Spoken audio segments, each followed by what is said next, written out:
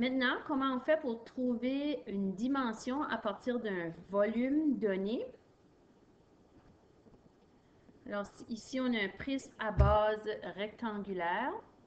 On peut voir ici que notre volume est de 36 cm3. Supposons que c'est au cube.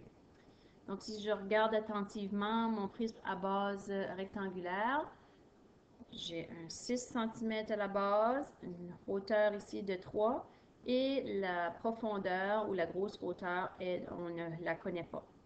Donc, voici la formule à utiliser pour trouver la hauteur en connaissant le volume. Donc, le volume est égal à l'aire de la base fois la hauteur.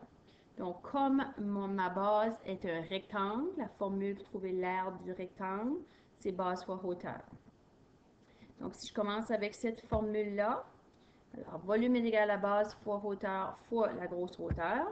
Je remplace mon volume par la réponse connue qui est 36.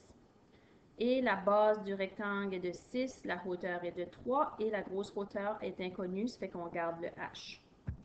Donc, si je fais 6 fois 3, ça me fait 18.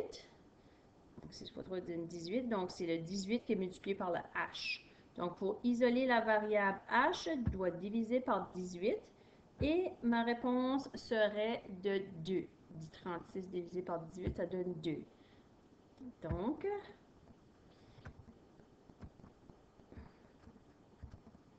la hauteur est donc de 2 cm.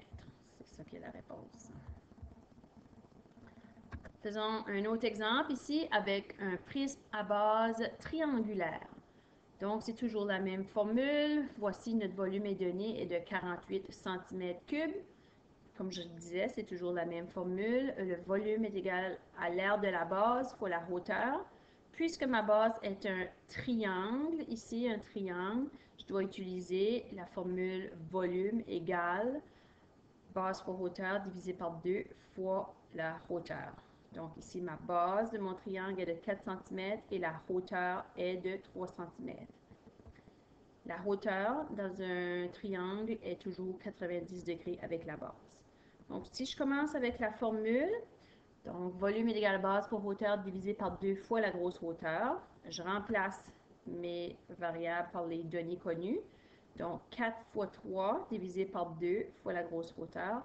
Et mon volume, tel que c'était mentionné plus haut, c'est de 48 cm3. Donc, ici, je fais 4 fois 3 qui fait 12 divisé par 2 qui fait 6. J'ai donc 6 fois la hauteur est égal à 48. Donc, pour isoler ma variable, je dois diviser par 6. Donc, je finis avec 48 divisé par 6 qui me donne bien 8. Donc, ici, ma hauteur est de 8 cm.